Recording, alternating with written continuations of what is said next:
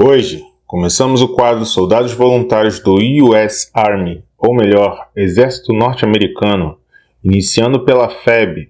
Quem foram esses homens? Qual é a sua história? E qual foi o desfecho deles na Segunda Guerra Mundial? Com o surgimento da Segunda Guerra Mundial, o Brasil, que se mantinha neutro, começou a sofrer fortes pressões dos Estados Unidos para permitir a utilização por parte das Forças Armadas norte-americanas de portos, aeroportos e instalações aeronáuticas do Norte e do Nordeste, de estradas de ferro e de rodagem, de usinas de energia elétrica e de outros setores vitais do Estado brasileiro. Essas propostas provocaram sérias resistências entre alguns militares que viam no estacionamento de tropas norte-americanas em território brasileiro uma violação da soberania nacional. Em 24 de julho de 1941, o governo brasileiro autorizou finalmente a utilização de bases aéreas e navais pelos Estados Unidos. Por sua vez, se comprometiam a prestar auxílio material e técnico para sua construção. Essa concessão manteve-se, no entanto, secreta, já que o Brasil ocupava oficialmente uma posição de neutralidade diante do conflito mundial. Tendo em vista o interesse estratégico que as regiões Norte e Nordeste representavam para a defesa do continente americano, o governo brasileiro procurou tirar partido da situação e obter empréstimos dos Estados Unidos, visando o reaparelhamento militar brasileiro e a solução de problemas como o da construção de uma grande usina siderúrgica. As negociações entre os dois países seriam concretizadas mais tarde, em 3 de março de 1943, com a assinatura dos Acordos de Washington. A cooperação econômica e militar entre o Brasil e os Estados Unidos, porém, teve como contrapartida o envolvimento direto do Brasil no conflito mundial. A entrada do Brasil na guerra tornou-se iminente com o rompimento das relações diplomáticas com os países do eixo em 28 de janeiro de 1942, após o ataque japonês a Pearl Harbor, no dia 7/12 de 1941. Além disso, entre fevereiro e agosto de 1942, ocorreu uma série de torpedeamentos de navios mercantes brasileiros que navegavam nas costas do país. O afundamento de 21 navios provocou a indignação da população, que passou a exigir em manifestações de rua a declaração de guerra do governo brasileiro. A campanha de conscientização da população contra os países do eixo e a favor dos aliados vinha sendo desenvolvida também pela Liga de Defesa Nacional, pela União Nacional dos Estudantes, o UNE, e por outras entidades da época. O rompimento da neutralidade brasileira deu início em 22 de agosto de 1942, com a declaração do estado de beligerância, e concretizou-se alguns dias mais tarde, em 31 de agosto, quando por decreto número 10.358 foi declarado o estado de guerra contra a Alemanha Nacional-Socialista e a Itália fascista. Durante o almoço com as Forças Armadas realizado no dia 31 de dezembro de 1942, Getúlio Vargas, o então presidente do país, afirmou que o Brasil não se limitaria ao fornecimento de materiais estratégicos para os países aliados, e ele disse: "O dever de zelar pela vida dos brasileiros, obrigados a medir as responsabilidades de uma possível ação fora do continente. De qualquer modo, não deveremos cingir-nos à simples expedição de contingentes simbólicos." Alguns dias após a declaração de Vargas, o ministro da Guerra, Eurico Gaspar Dutra, apresentou um memorando ao presidente indicando que o contingente a ser enviado para o exterior deveria compor-se de 5 divisões, totalizando 100 mil homens. No entanto, que manteve com Vargas em Natal em fevereiro de 1943, o presidente norte-americano Franklin Roosevelt mencionou a possibilidade de o Brasil enviar tropas aos Açores e à Ilha da Madeira. Vargas lembrou que esse envio dependia do recebimento de equipamento bélico para o Exército, a Marinha e a Força Aérea, prometido pelos Estados Unidos. O envio de tropas brasileiras ao exterior despertava internamente opiniões divergentes. Do lado norte-americano, tampouco existia um consenso, opondo-se Roosevelt ao Departamento de Guerra, que considerava problemático o transporte das tropas brasileiras para a África. Em 5 de março de 1943, o presidente Vargas aprovou o memorando de Dutra sobre a força expedicionária, precavendo todavia que o envio de tropas dependia do recebimento do material bélico necessário ao aparelhamento tanto da força expedicionária como da tropa que deveria guarnecer o território brasileiro. Em 9 de agosto de 1943, finalmente pela Portaria Ministerial número 4.744, publicada em boletim reservado de 13 do mesmo mês, foi estruturada a Força Expedicionária Brasileira, a FEB, constituída pela 1ª Divisão de Infantaria Expedicionária, e por órgãos não divisionários. A 1ª Divisão de Infantaria Expedicionária, comandada por um general de divisão, deveria compreender um quartel-general constituído de Estado-Maior-Geral, Estado-Maior Especial e Tropa Especial, uma infantaria divisionária comandada por um general de brigada e composta de 3 regimentos de infantaria, uma artilharia divisionária comandada por um general de brigada e composta de 4 grupos de artilharia, 3 de calibre 105 e 1 de calibre 155. Uma esquadrilha de aviação destinada à ligação e à observação, um batalhão de engenharia, um batalhão de saúde, um esquadrão de reconhecimento e uma companhia de transmissão, no caso de comunicações. A tropa especial, além do seu próprio comando, deveria incluir o comando do quartel-general, um destacamento de saúde, uma companhia do quartel-general, uma companhia de manutenção, uma companhia de intendência, um pelotão de sepultamento, um pelotão de polícia e uma banda de música. Ainda no mês de agosto, o general João Batista Mascarenhas de Moraes, comandante da 2ª Região Militar, foi convidado pelo ministro Dutra a chefiar uma das divisões da FEB. Vários generais, entre os quais Valentim Benício, Amaro Bittencourt e Francisco Gil Castelo Branco, teriam sido consultados para exercer o cargo. O general Estevão Leitão de Carvalho era o nome de preferência de Oswaldo Aranha, não só por ser seu amigo pessoal, mas também por ser encarregado das negociações em Washington sobre o envio da Força Expedicionária Brasileira à guerra. Partindo em seguida para os Estados Unidos, o general Dutra foi portador de uma carta de Vargas a Roosevelt, em que o presidente brasileiro expressava o desejo do Exército Nacional de participar ativamente da guerra. Durante a fase de estruturação da FEB, vários oficiais brasileiros foram enviados aos Estados Unidos para participar de cursos em bases militares norte-americanas. Em sua maioria, esses oficiais passaram 3 meses na Escola de Comando e Estado-Maior do Fort Leavenworth, no estado do Kansas. Esse estágio permitiu que os oficiais brasileiros se familiarizassem com os métodos de luta norte-americanos, destinados a substituir os métodos franceses até então empregados pelo Exército Brasileiro. Orientado no sentido de movimentos rápidos e audaciosos, altamente motorizados, o novo método reduzia as marchas a pé e a utilização de cavalos. Os norte-americanos propunham ainda a padronização das armas, cabendo aos brasileiros os calibres de 105 mm e 155 mm de que o Brasil ainda não possuía.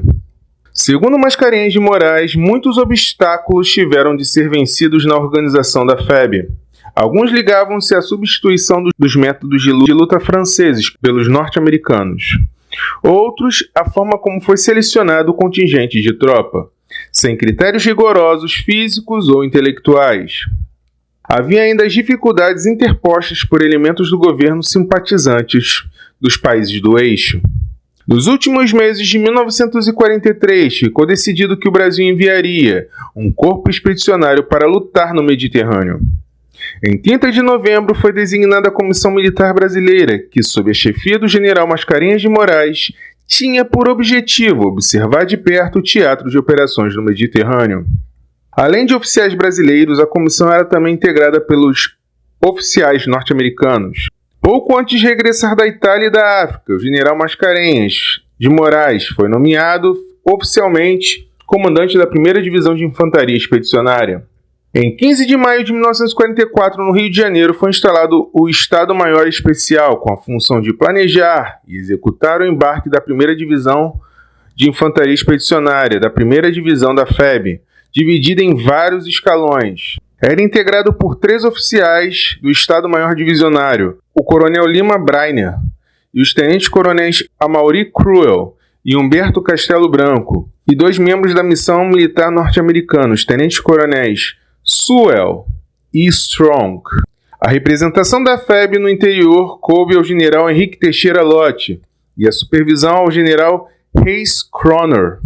O embarque do 1º escalão para a Itália ocorreu na noite de 30 de junho para 1º de julho de 1944, o navio norte-americano General Mann, sob o comando do general Euclides Zenóbio da Costa. O primeiro escalão era constituído de um regimento de infantaria, no caso o 6º Regimento de Infantaria, um grupo de artilharia, uma companhia de engenharia e elementos ligados aos setores de manutenção, reconhecimento, saúde, comunicações, polícia, justiça, Banco do Brasil e Correio, num total de 5.075 homens.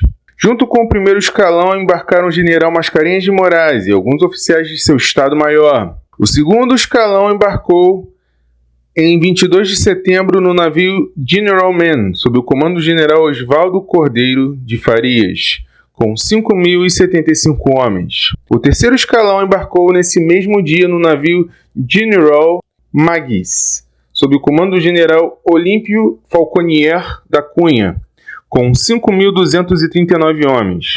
O maior efetivo era do 11º Regimento de Infantaria. O quarto escalão deixou o Brasil em 23 de novembro no navio General Maguis, sob o comando do coronel Mário Travassos, com um efetivo de 4.691 homens.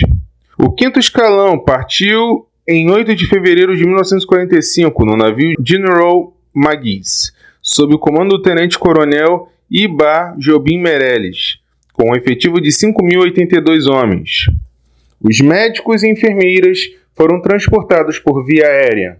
A Força Aérea Brasileira partiu para a Itália em princípios de outubro, com um contingente de mais de 400 homens, sob o comando do Major Nero Moura. Ao contrário dos planos originais, portanto, a FEB foi constituída por uma única divisão, com um efetivo de 25.334 homens. A partir de 5 de agosto de 1944, eles chegaram na região de Tarquínia, na Itália. O primeiro escalão passou a integrar o 5º Exército norte-americano sob o comando do general Mark Clark.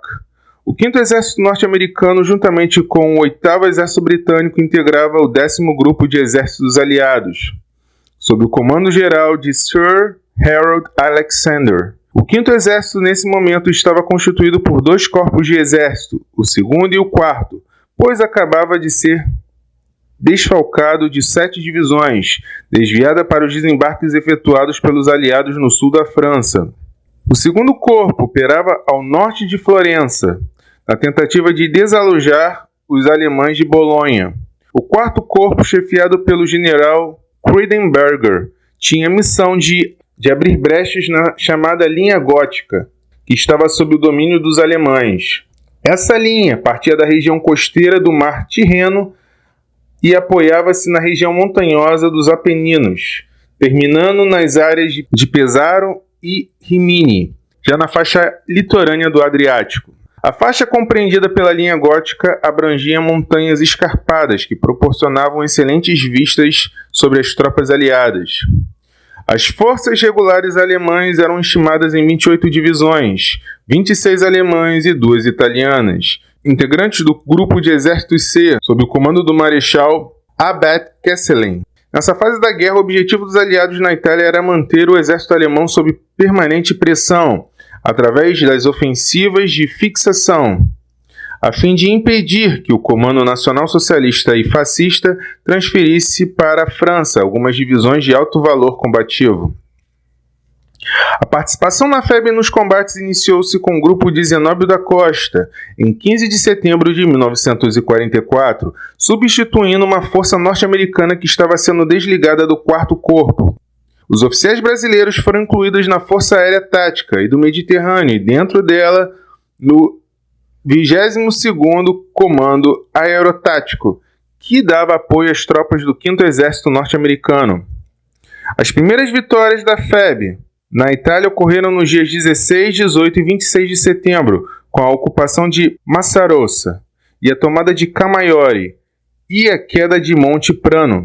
No dia 24 de setembro, o general Eurico Gaspar Dutra desembarcou em Nápoles para uma visita à Força Expedicionária Brasileira e ao comando do 5º Exército. Nessa ocasião, além da troca de condecorações entre norte-americanos e brasileiros, foi adotado o distintivo A Cobra Está Fumando para os soldados brasileiros.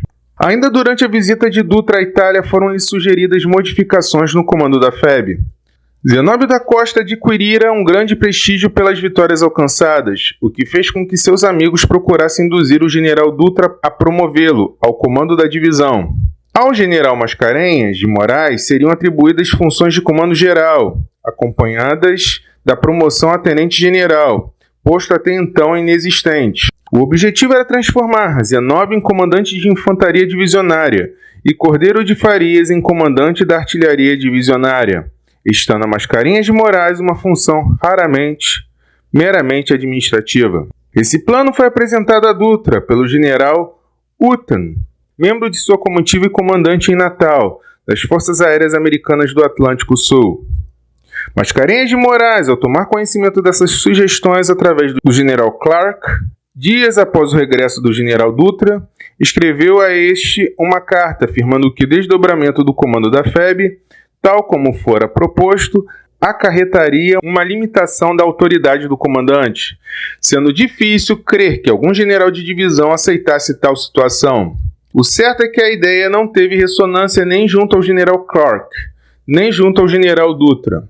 Após a conquista do maciço Prano, as tropas brasileiras já acrescidas do segundo e do terceiro escalões foram transferidas para o vale do rio Serchio, para se aproximarem de Castelnuovo di Garfagnana, um dos fortes redutos da linha gótica, importante entroncamento rodoviário, de grande interesse estratégico por ser uma das portas de acesso à planície do rio Po. A primeira fase do ataque foi bem sucedida, com a tomada de Somocolonia, Lama di Soto e Monte San Quirico, chegando as tropas brasileiras a apenas 4 quilômetros de Castelnuovo di Garfagnana. Entretanto, como afirma o general Mascarenhas de Moraes, a tropa brasileira, subestimando o poder de reação do inimigo, descurou do remuniciamento e das medidas de segurança, não tendo condições para resistir ao contra-ataque desferido pelas tropas alemãs durante a noite de 31 de outubro.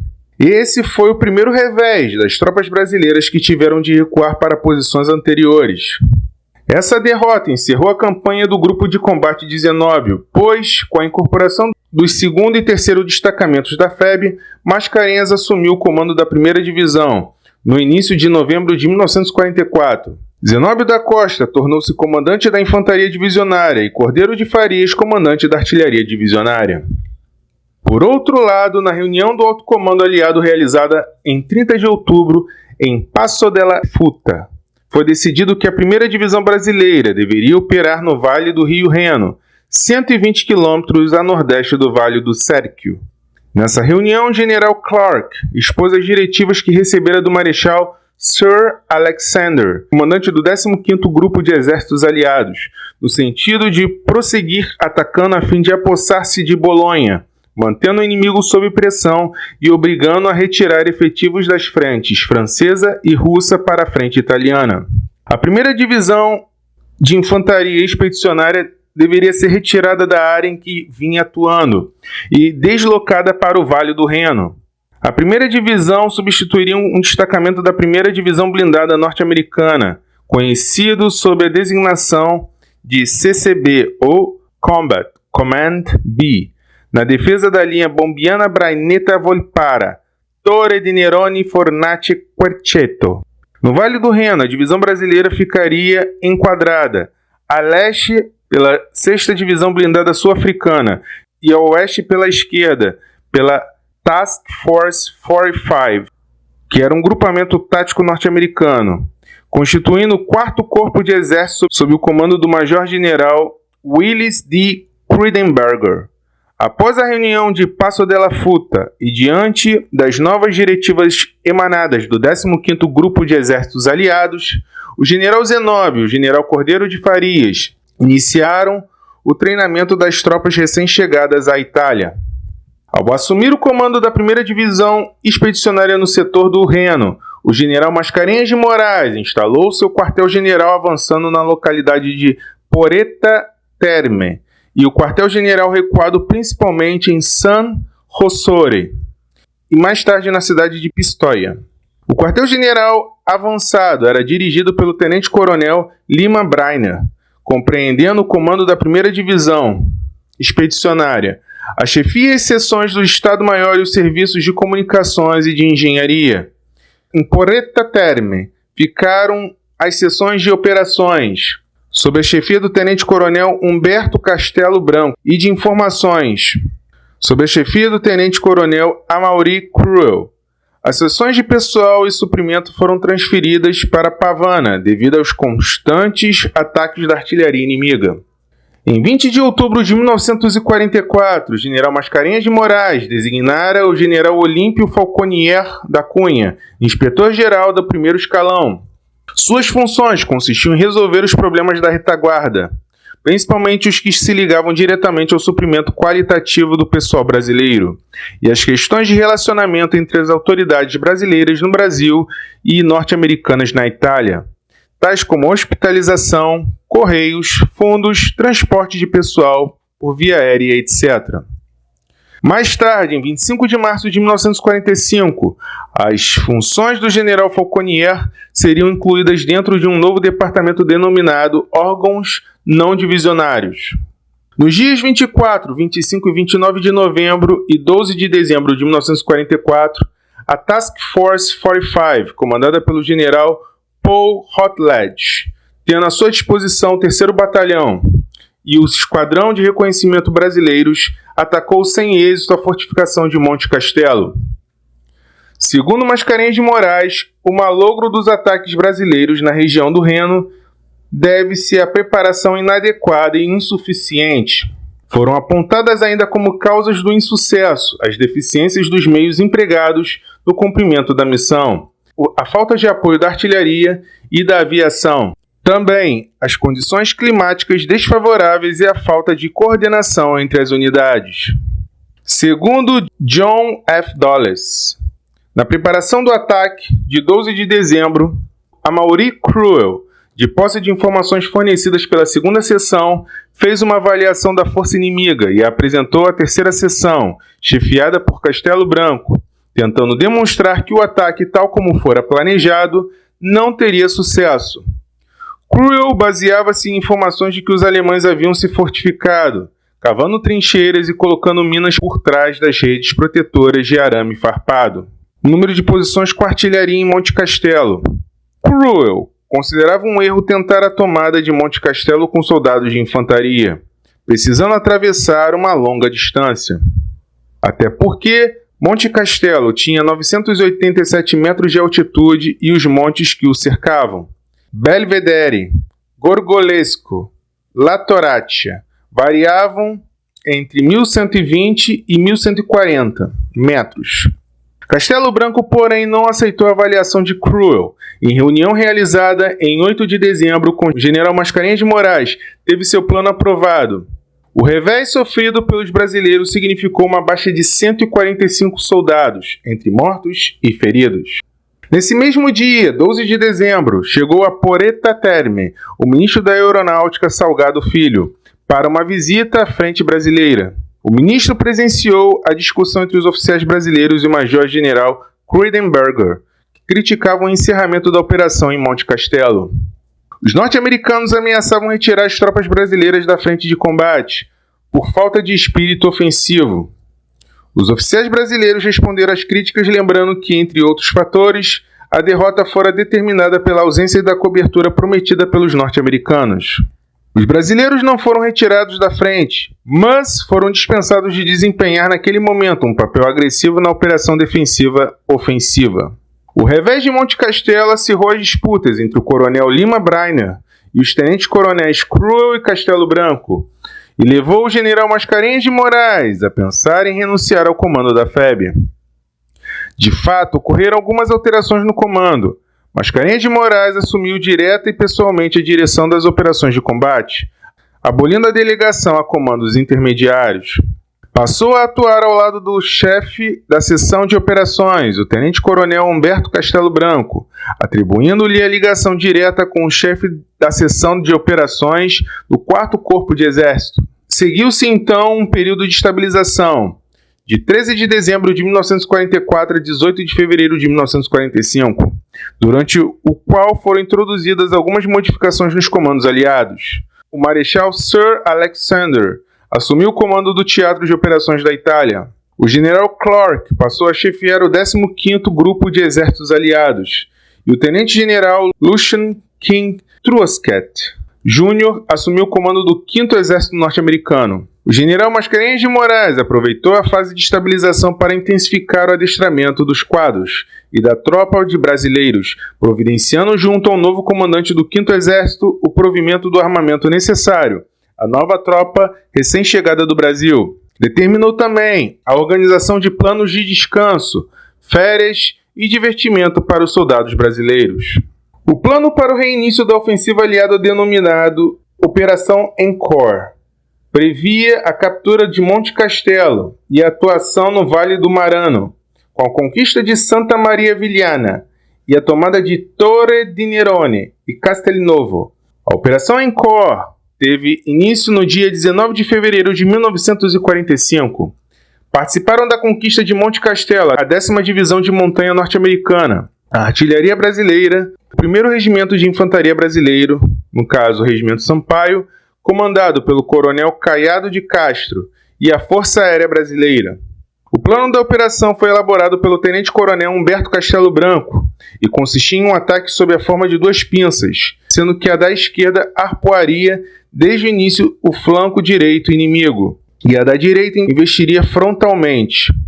Monte Castelo foi conquistado em 21 de fevereiro, seguindo-se a conquista de La Serra, na madrugada de 23 para 24, e horas depois a tomada de Monte della Toraccia, pelos norte-americanos. A tomada de Monte Castelo inaugurou uma série de vitórias da FEB. Em 3 de março foi iniciada a ofensiva no Vale do Rio Marano, pela 10ª Divisão de Montanha Norte-Americana e pelos 6º e 11º Regimentos de Infantaria Brasileiros, Regimento Ipiranga e Regimento Tiradentes. Em 5 de março foi capturado Castelnuovo, encerrando-se a Operação Encore. Iniciaram-se então os preparativos para a Operação Primavera, no Vale do Rio Parano, destinada a desmantelar a nova linha Gengis Khan, que os alemães preparavam nas montanhas dos Apeninos, no Vale do Pó e nos passos alpinos de Brenner e de Cigliano.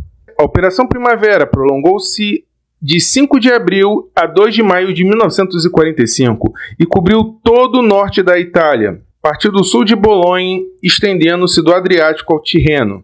Dela participaram todas as forças aliadas que se encontravam na Itália e que integravam o 15º Grupo de Exércitos.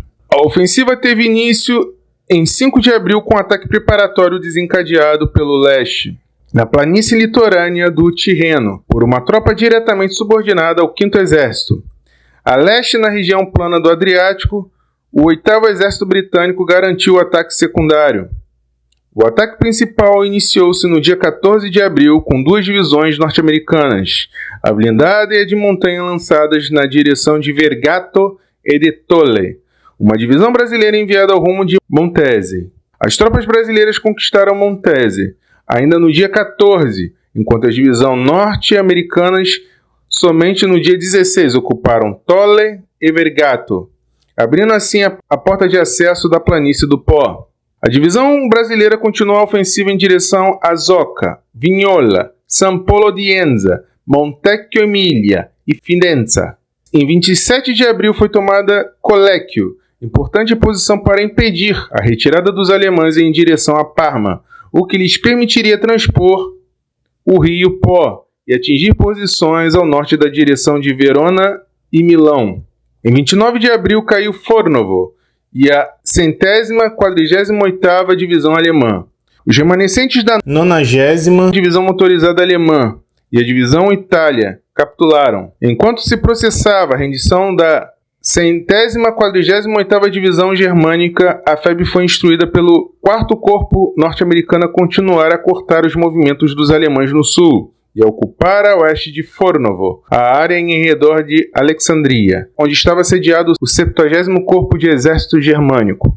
Em 2 de maio, ao cessarem as hostilidades na Itália com a capitulação do último Corpo de Exército Germânico, a divisão brasileira ocupava a cidade de Alexandria desde 30 de abril e estabelecer ligação com o exército francês em Susa, próxima à fronteira franco-italiana. O fim da guerra deu-se em 8 de maio de 1945, com a vitória final dos aliados em toda a Europa após a queda de Berlim. O Brasil deixou seus mortos na Itália, no cemitério de Pistoia, 454 integrantes de sua força expedicionária. Em 5 de outubro de 1960, as cinzas dos soldados brasileiros foram transladadas para o Monumento Nacional aos Mortos da Segunda Guerra Mundial, erguido no Aterro da Glória, no Rio de Janeiro. À medida que os aliados derrotavam as tropas alemãs e italianas na Europa, crescia no Brasil a oposição ao regime do Estado Novo, que já falamos no canal, no qual foi instaurado em 10 de novembro de 1937. Tornava-se mais clara a contradição de um país que lutava no exterior pela democracia, mas não a praticava internamente. A volta dos brasileiros que combateram na Itália precipitou a queda de Vargas, propiciando a instalação de uma fase de redemocratização. Por outro lado, a participação no Brasil na guerra foi particularmente importante no tocante às Forças Armadas, que iriam desenvolver uma estratégia militar e política a partir da concepção de integração do Brasil no mundo ocidental cristão sob a hegemonia dos Estados Unidos. A criação e a atuação da Escola Superior de Guerra estão intimamente relacionados com esta nova estratégia. A conclusão que chegamos é que a FEB agiu de uma forma surpreendente. De fato, houve a mudança de estilo de luta, do caso do francês para o norte-americano, e mesmo com os desafios mostrou sua força, coragem e determinação aos desafios. No próximo episódio falaremos do Esquadrão 241, pertencente ao México, conhecidos como Águias Aztecas. Se você não se inscreveu, a hora é agora. Um grande abraço e até a próxima.